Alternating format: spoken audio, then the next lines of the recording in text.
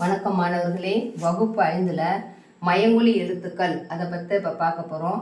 மயங்கொலி எழுத்துக்கள் இது அப்படின்னா ந, ந, ந, ர, ர, ல, ழ, ல. இந்த 1 2 3 4 5 6 7 8 இந்த 8 எழுத்துக்களுமே மயங்கொலி எழுத்துக்கள் அப்படின்னு அழைக்கப்படுது. இந்த மயங்கொலி எழுத்துக்கள் எதை எப்படி ஒலிக்கணும், எப்படி சொல்லணும் அப்படின்ற இது இருக்குமா.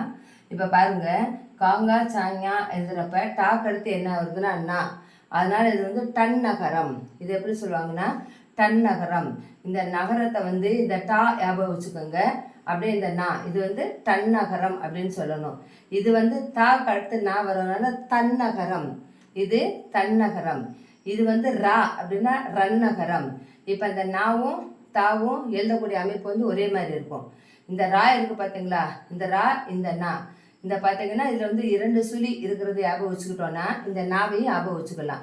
இது டன்னகரம், இது தன்னகரம், இது ரன்னகரம். புரிஞ்சுச்சுங்களா.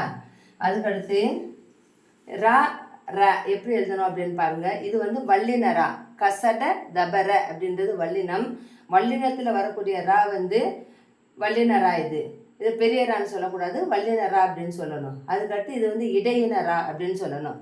எங்கன்னா நம்ம இதுக்கு அதுக்கடுத்து எரலை வரலை, எரலை வளலை இடையினம். அதில் வரக்கூடிய ரா இடையினரா. அதுக்கடுத்து லகரம் 3 இருக்குமா.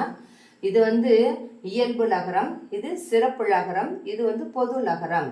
இயல்பு லகரம் இந்த லா அப்படின்றது இயல்பு லகரம். சிறப்பு லகரத்தில் லா நான் சொல்லுவோம், தமிழுக்கே உரிய லகரம் சிறப்பு லகரம். இது பொது லகரம். பொது லகரம்ன்றது லா. புரியுதுங்களா.